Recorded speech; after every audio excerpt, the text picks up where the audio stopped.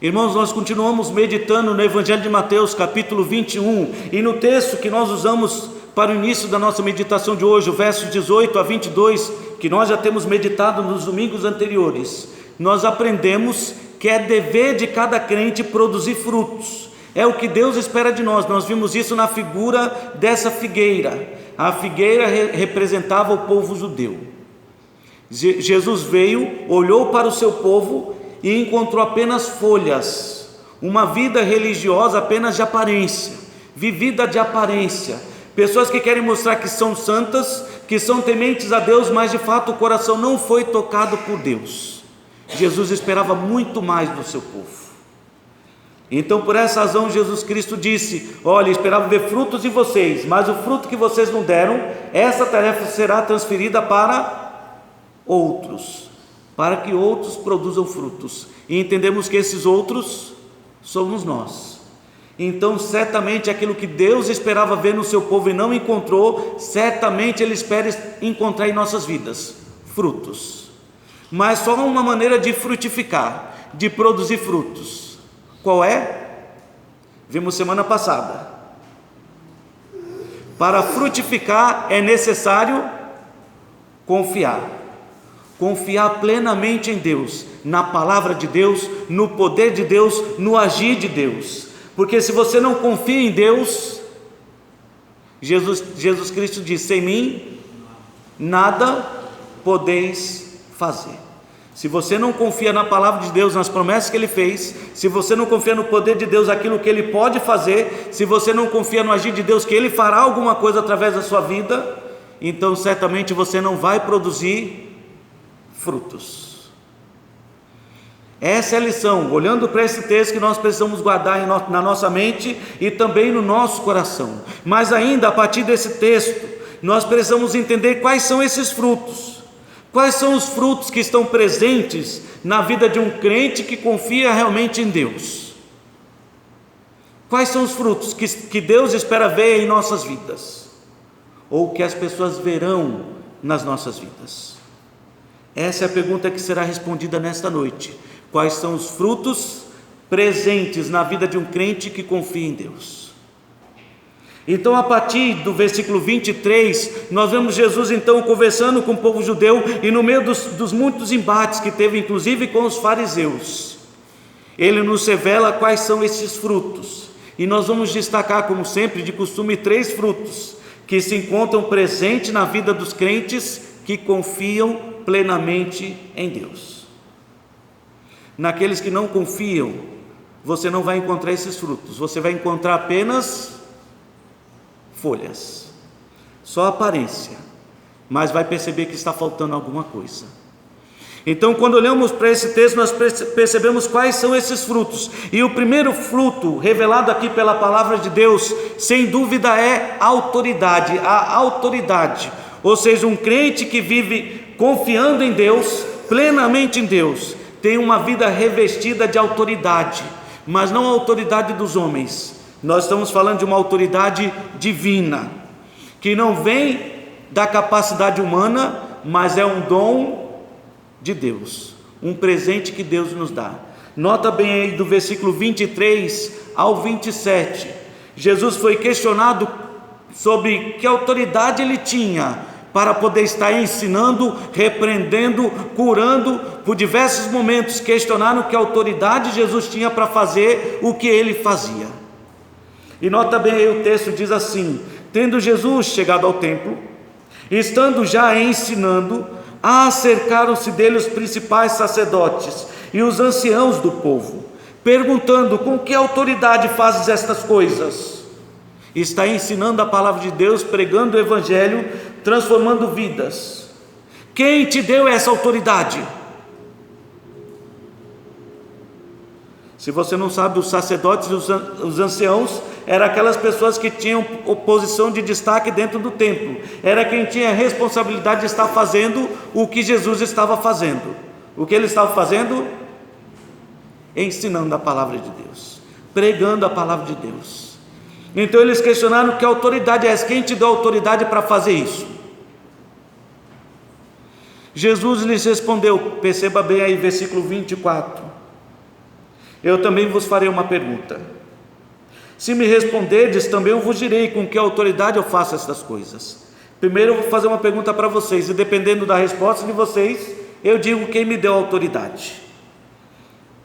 Então Jesus fez a pergunta: de onde era o batismo de João?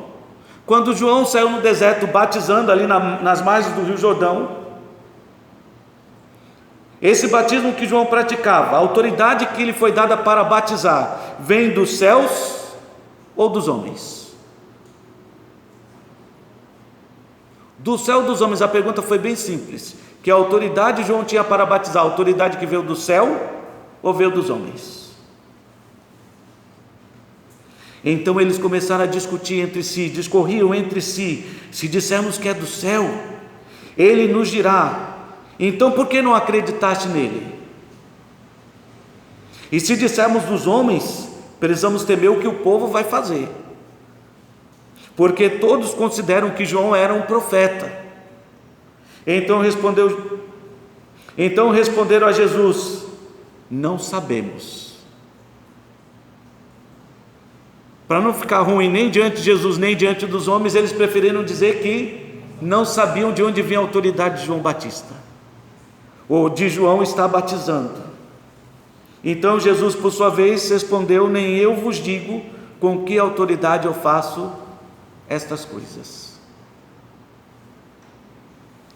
Então nós vemos aí que Jesus usou a figura de João Batista para mostrar que a autoridade que realmente vai estar revestindo as nossas vidas, como fruto vindo de uma vida de confiança em Deus, é a autoridade, uma autoridade que vem dos céus, não dos homens. E a autoridade, fique claro para você, para todos nós, não apenas para vocês, mas para mim também, que a autoridade não é apenas o direito que lhe compete de dizer algo e as pessoas obedecerem ou respeitarem, não é apenas isso. O direito de ser obedecido como quem manda, não é esse tipo de autoridade descrita aqui. Mas a autoridade também é a competência, a capacidade para realizar com destreza uma tarefa que lhe foi atribuída. Sabe, é quando você olha para uma pessoa e ele sabe lidar tão bem com a tarefa que lhe foi dada, que você diz: aí tem uma autoridade no assunto, sabe o que está fazendo. E é desse tipo de autoridade que Jesus está destacando aqui. João sabe exatamente o que está fazendo, ele recebeu uma capacidade vinda dos céus, e essa capacidade pode ser vista na sua vida, naquilo que ele faz, não apenas naquilo que ele diz. E sem dúvida é esse tipo de autoridade que Cristo espera ver em nossas vidas.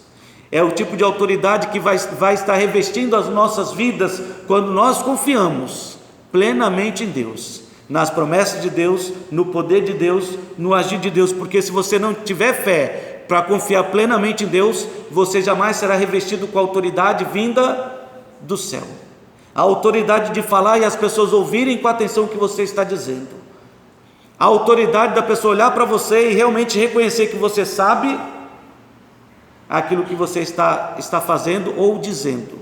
Esse sabe o que faz, esse sabe o que diz, dá para confiar. É esse tipo de autoridade que Deus espera ver em nossas vidas. João foi revestido com essa autoridade ao pregar naquele deserto: arrependei-vos, porque é chegado o reino dos céus.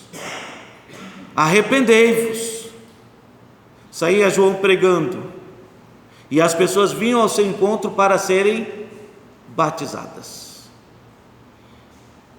O mesmo que fez Jesus ao longo de todo o seu ministério, ensinando, pregando, desafiando os homens a confiarem realmente em Deus. E cada vez que Jesus entrava no templo e ensinava, as pessoas reconheciam que ele ensinava como quem tem autoridade, diferente dos fariseus. Esse sabe o que está dizendo, e aquilo que ele está dizendo dá para ver que ele vive e pratica, não apenas fala. Nisso Jesus era tremendamente diferente dos fariseus, e certamente Deus deseja que nós também sejamos diferentes dos fariseus, não apenas com uma roupagem cristã, aparência de espiritualidade, mas uma vida espiritual diante de Deus, que emana a autoridade que vem dos céus, para quando você falar as pessoas possam ouvir e ver que o que você diz, você tem conhecimento. Você conhece mesmo e pode defender aquilo que você afirma. Essa mesma autoridade pôde ser vista não só na vida de Jesus, de João, mas foi vista na vida de Paulo e nos demais apóstolos. E se você abrir comigo lá em 2 Coríntios, capítulo 10.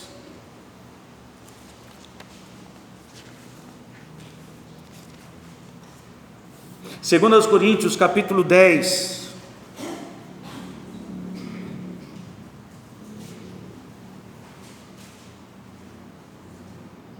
Então Paulo começa a defender-se diante daquele grupo que estava dentro da igreja e que não respeitava a autoridade de ninguém, nem se submetia aos ensinos da palavra de Deus. Então começaram a questionar Paulo, de onde vem a sua autoridade? Que autoridade é essa que você tem para querer nos ensinar alguma coisa? E de fato essa é uma expressão comum para pessoas hipócritas, mas não para pessoas como Paulo. Quem é você para querer me ensinar alguma coisa? E quando você ouve essa expressão é porque a pessoa já não tem autoridade nenhuma, não vive aquilo que quer ensinar para os outros. Mas aqui está Paulo se defendendo, porque ele sabia em quem ele cria, onde estava a sua confiança. Ele sabia que estava andando com Deus e para a glória de Deus. Então observe aí a partir do versículo 7. Observai, Paulo diz, o que está evidente. Está aí diante dos olhos de vocês, não preciso dizer nada. Contra fatos não há argumento. É assim que os homens se expressam e essa é uma grande verdade. Se há fatos, então observe, é evidente.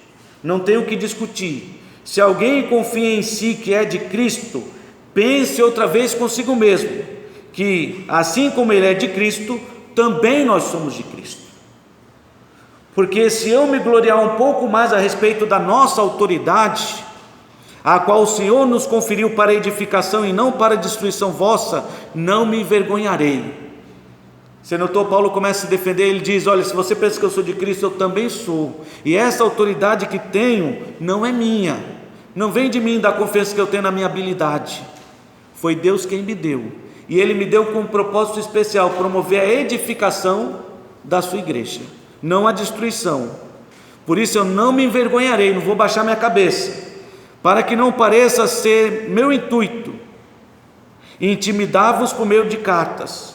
Há cartas com efeito, dizem, são graves e fortes, mas a presença pessoal dele é fraca e a palavra é desprezível. É o que diziam-se a respeito de Paulo. Paulo só tem coragem de dizer o que diz por meio de carta. Eu queria ver se Paulo estivesse aqui. Certamente você já se deparou com muitas pessoas atrevidas nesse ponto, que tem coragem de desafiar a sua autoridade ou questionar quem é você quando não está na sua presença. Mas quando você está presente, a história é outra. E aqui estavam algumas pessoas questionando a autoridade das cartas de Paulo, dizendo que Paulo era uma coisa em carta, mas de fato Paulo não era tudo isso. Considere tal pessoa, quem pensa desse jeito, diz aqui, versículo 11, considere tal pessoa isto, que o que somos na palavra por cartas, estando ausente, tal seremos em atos, quando presentes. Daí vem a autoridade de Paulo. Porque não ousamos classificar-nos ou comparar-nos com alguns que se louvam a si mesmos, mas eles, medindo-se consigo mesmos e comparando-se consigo mesmos, revelam insensatez. As pessoas que estavam questionando a Paulo estavam se medindo por eles mesmos. Eu sou bom demais, então o limite é aqui. Se você chegar a ser como eu, então você vai ser tão bom quanto eu. Mas Paulo diz, isso é insensatez. Assim como algumas pessoas costumam justificar as suas falhas se medindo por aquele que é menor. Se ele é que vive errado faz, por que eu não posso fazer? Por que você não mira no que está mais alto? Como Cristo viveu? Cristo faria o que você está fazendo? Então mire na direção certa, porque mirar no nível dos homens, querer se igualar com os homens, ou querer se igualar com aquele que ainda está distante de andar como todo homem, não é uma atitude muito inteligente. Por isso que a vida de quem confia em Deus, ela é revestida de autoridade, porque quando ele prega, você vê aquilo em quem ele confia, você vê a fé nas palavras que ele pronuncia, você vê que ele realmente está com a sua vida totalmente consagrada a Deus, por aquilo que ele fala e por aquilo que ele faz. E isso não é o que se espera apenas do pastor, é o que se espera de todo crente que tem autoridade vinda dos céus.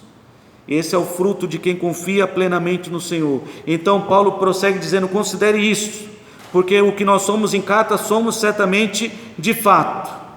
Nós não gloriamos em nós mesmos, ou nós não nos gloriamos sem medida, mas respeitamos o limite da esfera de ação que Deus nos demarcou e que se estende até vós, porque não ultrapassamos os nossos limites, como se não devêssemos chegar até vós, posto que já chegamos até vós com o Evangelho de Cristo, não nos gloriando fora da medida nos trabalhos alheios, e tendo esperança de que, crescendo a vossa fé, seremos sobremaneira engrandecidos entre vós, dentro da nossa esfera de ação.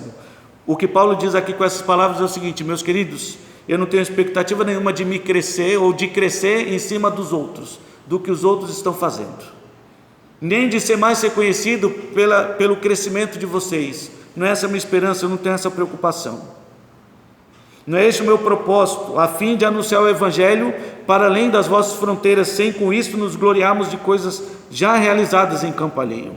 Aquele, porém, que se gloria, glorie-se no Senhor, porque não é provado que a si mesmo se louva, e sim aquele a quem o Senhor louva. A autoridade para pregar, para viver, para anunciar, para permanecer firme, não vem de você, vem de Deus. Se vem de Deus, então a glória pertence a Deus. Nós aprendemos que Paulo viveu essa autoridade vinda dos céus, e que essa autoridade foi transferida a todos os discípulos lá em Mateus 28, quando Jesus, versículo 18, olhando para os seus discípulos, diz: toda a autoridade me foi dada no céu e na terra. E de certa maneira ele deixa aí entre linhas o pensamento: e essa autoridade eu estou dando para vocês. Toda a autoridade me foi dada no céu e na terra. Ide, portanto, fazei discípulos de todas as nações, batizando-os em nome do Pai, do Filho e do Espírito Santo, e ensinando-os a guardar todas as coisas que eu vos tenho ordenado. E eis que estou convosco todos os dias, até a consumação dos séculos. E que fique claro que a autoridade que Cristo nos deu foi para, bem descrito aí, fazermos discípulos, batizá-los, ensiná-los,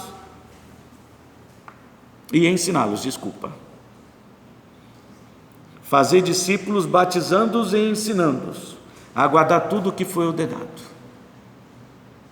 Então, que autoridade nós temos para compartilhar a palavra de Deus?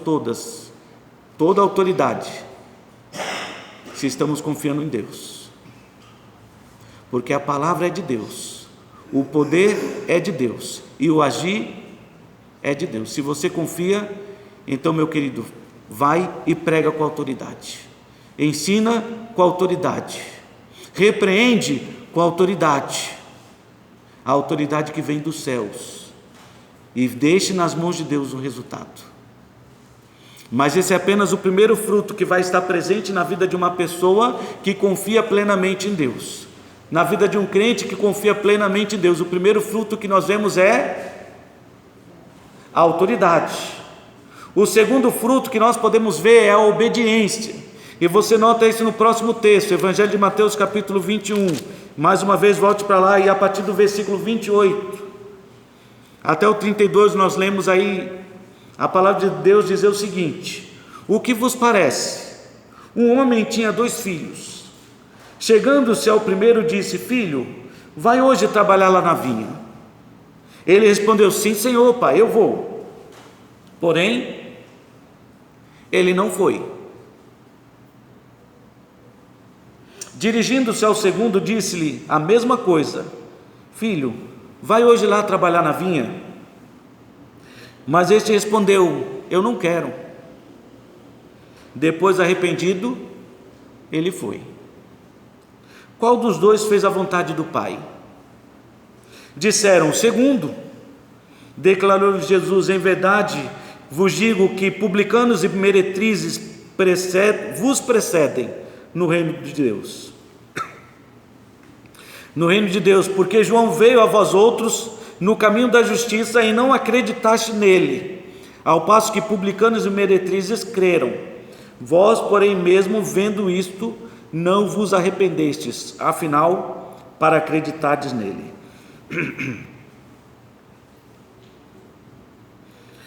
Irmão, o segundo fruto presente na vida de um crente que confia plenamente em Deus é a obediência, é a capacidade de realizar a vontade de Deus, mesmo que a vontade de Deus seja contrário à nossa vontade.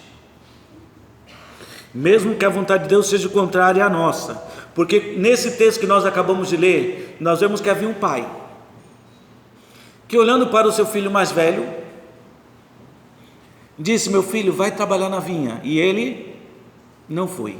O filho mais velho aqui representa o povo judeu. Deus deu a missão para ele de produzir frutos, e eles não produziram. Se você recorda um pouco da história, você vai ver que lá em Josué disse para o povo que eles deveriam fazer uma escolha importante na vida deles, que certamente é uma escolha importante também para as nossas. Eles deveriam escolher a quem eles iriam servir, se a Deus de seu pai Abraão ou aos deuses dos moradores daquela terra. Mas escolha hoje a quem vocês vão obedecer. E eles disseram: certamente nós vamos obedecer a Deus. Mas na prática, eles não obedeceram. Então ele deu oportunidade para o segundo: meu filho, vai lá. E o filho disse: não vou. Mas acabou se arrependendo e foi. E é claro que esse segundo filho representa todos aqueles que receberam o chamado de Cristo, e mesmo tendo relutado para receber Cristo na sua vida, eles acabaram se arrependendo e se envolvendo com a obra de Deus. Essa é a figura aqui. Qual dos dois fez a vontade de Deus? E é claro que o segundo, que foi mesmo contra a sua própria vontade, ele diz: eu não quero ir, e foi. E sabe, quando nós confiamos em Deus, na palavra de Deus, mesmo que uma situação pareça difícil aos nossos olhos e aparentemente nos traga prejuízo, se confiamos mesmo no agir de Deus, no poder de Deus, na sua palavra, nós vamos obedecer. Um crente desobediente é um crente que não confia na palavra de Deus, não tem temor de Deus presente na sua vida, e por isso jamais vai produzir frutos. Jamais vai produzir frutos. Deus nos chama para servir, nós já aprendemos sobre isso, e Deus também nos chama para confiar nele. E essa confiança em Deus, quem nos ajuda e facilita a obediência. É essa confiança em Deus que nos ajuda e facilita a nossa obediência a Deus, porque é sempre importante obedecer a Deus. Quando Saul recebeu uma tarefa de Deus, vai e elimina todo aquele povo, os amalequitas e tudo aquilo que eles têm. Saul foi para a guerra, mas voltou trazendo o rei e um grande número do rebanho daquele povo, um grande rebanho. Quando Samuel se aproximou de Saul, perguntou: Saul, você fez o que Deus mandou? Saul disse: fiz tudo o que Deus mandou. Mas espera aí, Saul, que barulho é esse de badalo, de ovelha, de gado? Que barulho é esse que eu estou ouvindo? Ah, não, nós guardamos para sacrificar para Deus. Mas o que Deus mandou você fazer? Eliminar tudo. Saul, obedecer é melhor do que sacrificar. Obedecer é melhor do que sacrificar. Hoje a gente ouve falar tanto de sacrifício, faça um sacrifício, sacrifique, e tanto sacrifício, e ninguém destaca a importância da obediência. Não destaca porque não entendeu nada da palavra de Deus. A obediência é fruto de alguém que confia em Deus. Quem não confia faz sacrifício. Não precisa disso. Você só precisa confiar e obedecer e deixar que Deus, no tempo certo, Ele fará. Ele agirá. Mas para obedecer você precisa confiar. A obediência é importante. Lá em Atos capítulo 5, versículo 29, nós vemos na declaração dos próprios apóstolos de Jesus Cristo. 5:29.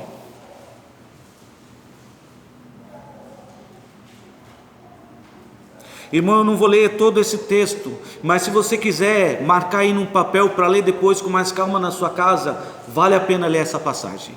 Atos capítulo 5, do versículo 12 até o versículo 32. Eu vou repetir.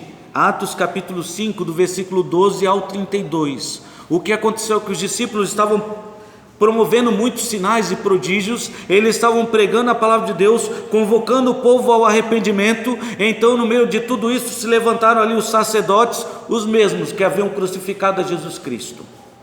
Eles se levantaram movidos então por uma grande inveja, porque as pessoas percebiam a autoridade na vida dos apóstolos que não conseguiam ver na vida deles. Então, movidos por inveja, eles prenderam os apóstolos e colocaram na cadeia, na prisão. E lá na prisão, não satisfeito em vê-los presos, ainda os açoitaram, com uma recomendação: não preguem mais em nome de Jesus Cristo. Só que lá, enquanto os apóstolos estavam presos, durante a noite um anjo apareceu e os tirou de lá, de forma maravilhosa, porque na manhã seguinte, quando foram atrás dos apóstolos, encontraram apenas a cela vazia, e perceberam que tinha os guardas no portão, tinha os guardas na frente da cela, a cela estava trancada, e não havia nenhuma brecha, não havia por onde sair. Milagrosamente foram libertados por Deus. É interessante lembrar e destacar, eles foram libertos por Deus daquela prisão, porque eles estavam fazendo o quê? A vontade de Deus, estavam obedecendo a sua palavra. Perceberam como obediência é característica de alguém que confia em Deus? Deus vai fazer alguma coisa, eles não precisaram fazer nada. Um anjo apareceu e eles saíram. Não me pergunte como, eu só posso dizer o que a Bíblia diz: passaram pela cela com ela fechada. Só um milagre de Deus. Ninguém os viu sair. Quando procuraram e não acharam, alguém disse: olha, eu vi os apóstolos, vocês estão procurando os apóstolos? Eles estão lá no templo pregando. É até interessante, dá até para rir, porque eles estavam onde os sacerdotes deviam estar, no templo ensinando, e lá estavam os apóstolos pregando. Então, mais uma vez, foram lá atrás, mandaram os capitães e os guardas para que trouxessem os apóstolos com a força. E mandaram os capitães e os guardas porque eles mesmos temiam ser apedrejados pelo povo. Então o versículo 27 diz assim: trouxeram então, apresentando-os ao sinédrio, e o sumo sacerdote interrogou-os dizendo: expressamente vos ordenamos que não ensinasses nesse nome, contudo encheste Jerusalém da vossa doutrina, e quereis lançar sobre nós o sangue deste homem. Então Pedro e os demais apóstolos afirmaram: antes importa fazer o quê? Obedecer a Deus do que aos homens. Coloque isso na sua mente. O fruto de quem vive confiando em Deus, o fruto que estará presente na sua vida é a obediência. Uma obediência a Deus que nos leva a obedecer a Deus mesmo em prejuízo nosso diante dos homens, como eles que foram presos, açoitados ou espancados, e repreendidos para não falar em nome de Jesus Cristo. E eles continuaram pregando. Então, obediência é uma característica especial que está presente na vida daqueles que confiam plenamente em Deus. Não de qualquer um, mas naqueles que confiam em Deus. Porque Cristo nos deu o exemplo, ele foi obediente e obediente até a morte. Pai, se for possível, passa de mim este cálice, mas não seja feito como eu quero, mas seja feita a tua vontade, como tu queres. Então Jesus deu o exemplo. Em Filipenses capítulo 2, versículo 12 e 13 nos diz que nós deveríamos seguir o seu exemplo, sermos igualmente obedientes a Deus. Assim, pois, amados meus, Filipenses capítulo 2, versículo 12 e 13. Assim, pois, amados meus, como sempre obedecestes, não só na minha presença, porém muito mais agora na minha ausência, desenvolvei a vossa salvação com temor e tremor, porque Deus é quem efetua em vós tanto o querer como o realizar, segundo a sua boa vontade. É Deus quem efetua. Se você confia em Deus, Deus vai colocar no seu coração o desejo de obedecer e vai ajudar você a obedecer, mas só se você confia no Senhor. Por isso entendemos aqui, meus queridos, olhando para Mateus capítulo 21, que ele nos ensina que há frutos que devem estar presentes na vida de uma pessoa que confia realmente em Deus.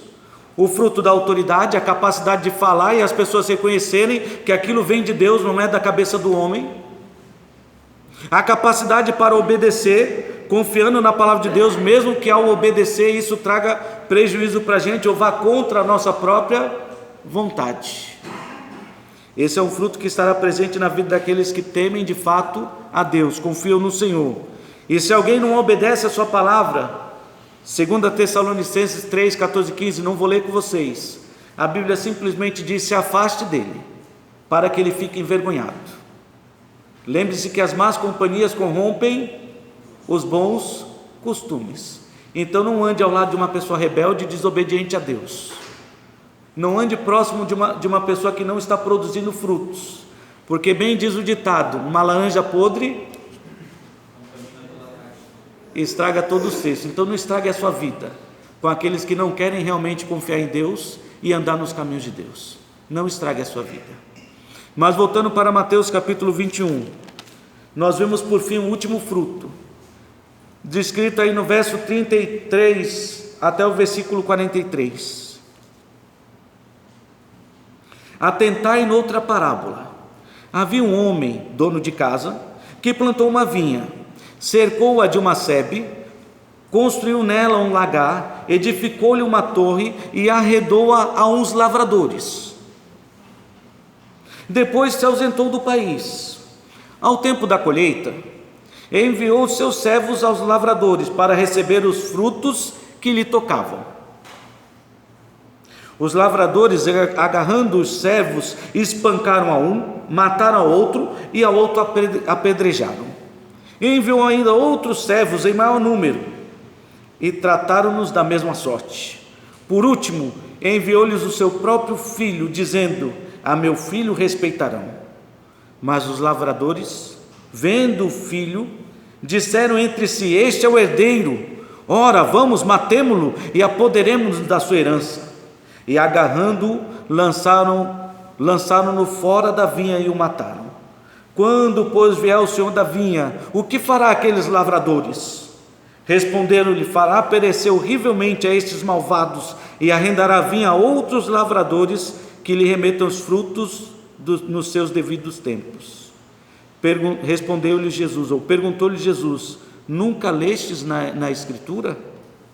A pedra que os construtores rejeitaram, essa veio a ser a principal pedra angular, e isto procede do Senhor e é maravilhoso aos nossos olhos. Portanto vos digo que o reino de Deus vos será tirado e será entregue a um povo que lhe produza os respectivos frutos. E se você não percebeu qual é o fruto, que esse texto aí destaca, na vida daqueles que confiam plenamente em Deus, o fruto é fidelidade.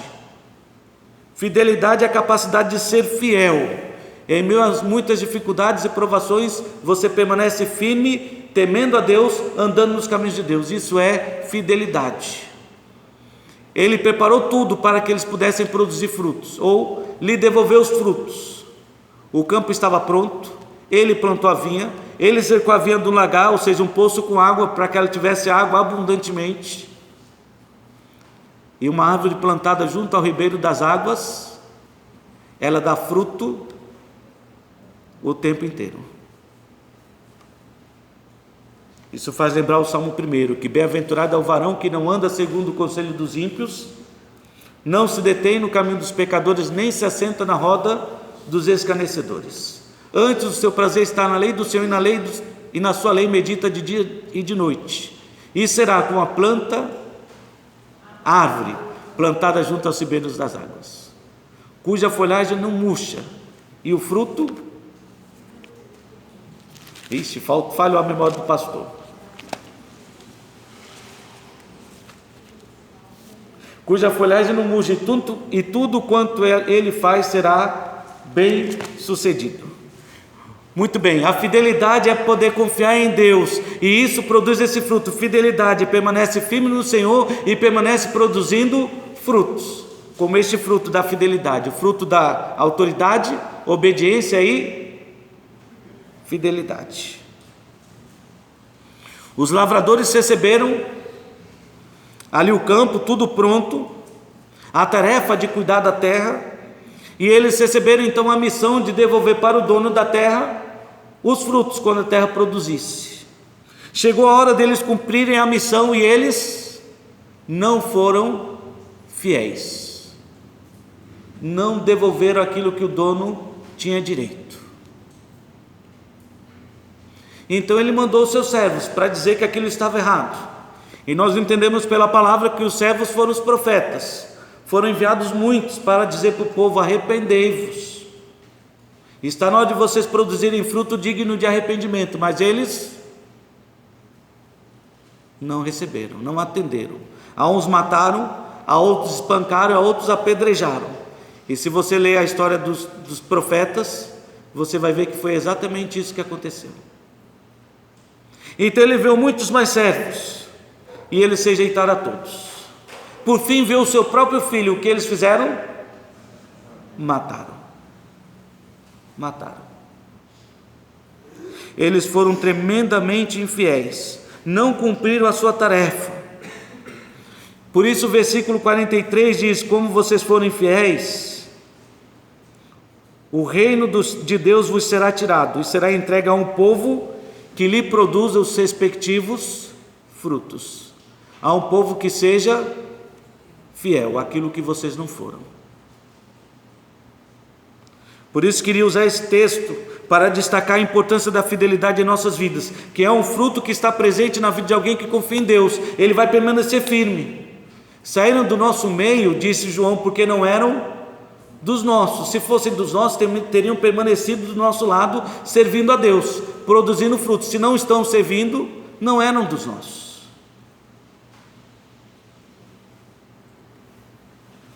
Precisamos entender que aquele que nos chamou, ele é fiel. 1 Coríntios capítulo 1, versículo 9 diz exatamente isso: fiel é aquele que nos chama. Pode abrir lá em 1 Coríntios capítulo 1 e pode confirmar lendo esse texto comigo, que destaca a fidelidade de Deus.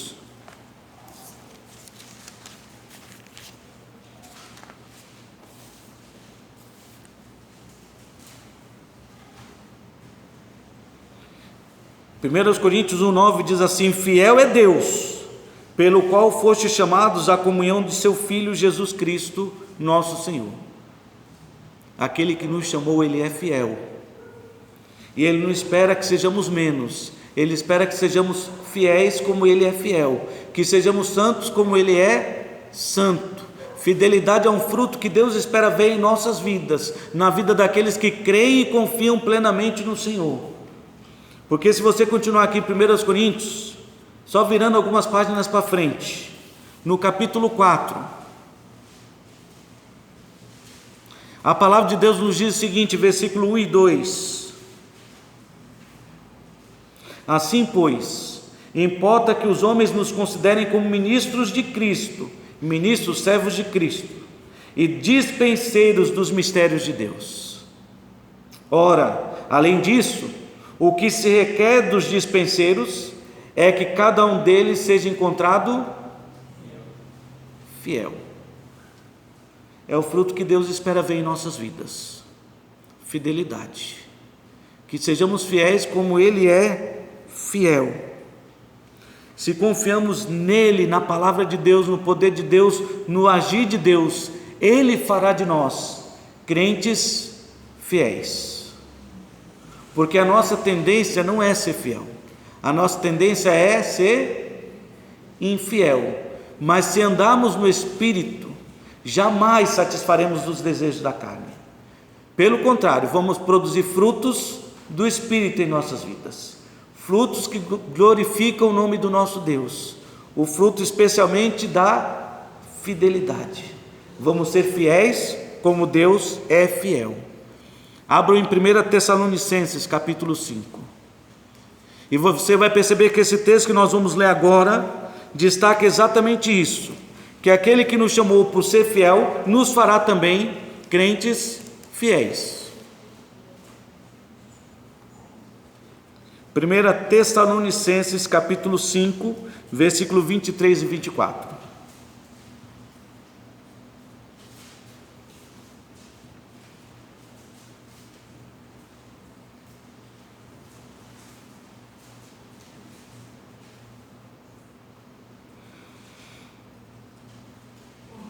O mesmo Deus de paz vos santifique em tudo, e o vosso espírito, alma e corpo sejam conservados íntegros e irrepreensíveis na vinda do Senhor Jesus Cristo. Fiel é o que vos chama, o qual também o fará. É isso que Deus espera de nós, e é isso que Deus fará em nossas vidas, se estivermos confiando plenamente na palavra, no poder e no agir de Deus. Ele fará de nós crentes fiéis como Ele é fiel. Fidelidade, crentes que não se desviam pelo caminho, que não viram as costas para Cristo, que não negam a fé, que não naufragam na fé, renunciando ao Senhor e deixando de lado a sua vontade.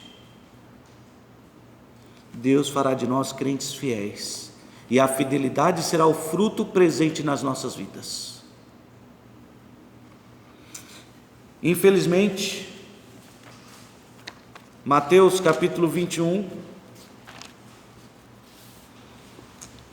versículo 44, 45, 46, a conclusão deste capítulo, nos faz perceber que, embora ele tivesse ensinado de forma tão clara para o seu povo rejeitou a sua vontade. Produzir fruto não é para todos, infelizmente. Há aqueles que sabem que deveriam fazer o bem e não fazem. Mas eu espero que sejamos diferentes, porque nós notamos aqui que Jesus repreendeu o seu povo e disse: todo aquele que cair sobre esta pedra ficará em pedaços, e aquele que sobre quem ela cair ficará reduzido a pó. Os principais sacerdotes e fariseus, ouvindo estas parábolas, entenderam que era a respeito deles que Jesus falava. Eles não tinham autoridade para ensinar ninguém, porque não confiavam em Deus. Eles não eram obedientes à palavra de Deus, e eles não eram fiéis a Deus. Eles eram fiéis a uma coisa só que importava para eles: o benefício dos homens, o louvor dos homens, ser admirado pelos homens e receber do homem algum retorno, porque boa parte deles era também, como temos muitas pessoas hoje, corruptos, que pensam apenas nos benefícios que podem obter. Então Jesus estava mostrando a verdade a respeito deles, mas mesmo ouvindo, vendo, entendendo, eles não aceitaram. E o que mudou na vida deles? Nada. Infelizmente nada. Continuaram buscando, versículo 46, uma ocasião para prendê-lo. Embora temesse a multidão, porque sabia que todos consideravam Jesus como um profeta, menos eles. Mas eu gostaria de concluir a mensagem desta noite, no capítulo 25 de Mateus. Porque eu espero que a vontade do seu coração seja ser diferente dos sacerdotes, dos fariseus, dos anciãos daquela época, que tiveram a oportunidade de ter a sua vida transformada por Jesus Cristo, mas se rejeitaram. Vidas das quais Cristo esperava ver frutos, mas não viu. E eu espero que você tome a decisão de ser diferente. Mateus capítulo 25, versículo 21. Jesus está contando a parábola dos talentos que foram distribuídos. Um certo homem distribuiu talentos para os seus servos. A um deu 5 talentos, a outro deu 2 e a um deu apenas 1 talento. E então chegou a hora do dono dos talentos cobrar o fruto que eles granjearam com aqueles talentos. E ao aproximar-se do que tinha 5 talentos, descobriu que ele com 5 talentos granjeou mais 5 talentos. E olha o que ele ouviu aí, versículo 21. Disse-lhe o Senhor: muito bem, servo bom e fiel, foste fiel no pouco, sobre o muito te colocarei, entra no gozo do teu Senhor. Versículo 23. Ele se aproximou daquele que tinha 2 talentos, e com 2 talentos ele conseguiu mais 2 talentos. Então ele ouviu algo semelhante: muito bem, servo bom e fiel, foste fiel no pouco, sobre o muito te colocarei, entra no gozo do teu Senhor.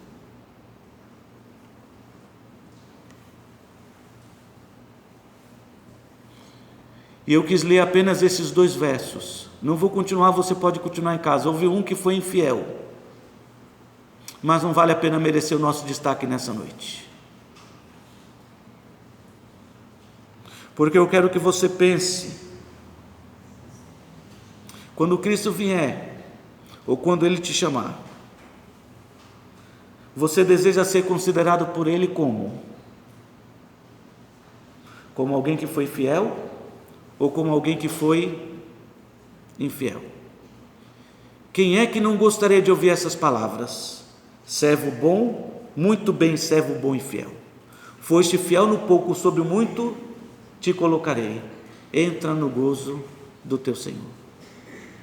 Pensa nessas palavras e considere ao longo dessa semana como é importante que você possa produzir frutos, e estes frutos possam ser vistos numa vida revestida de autoridade, de obediência e de fidelidade.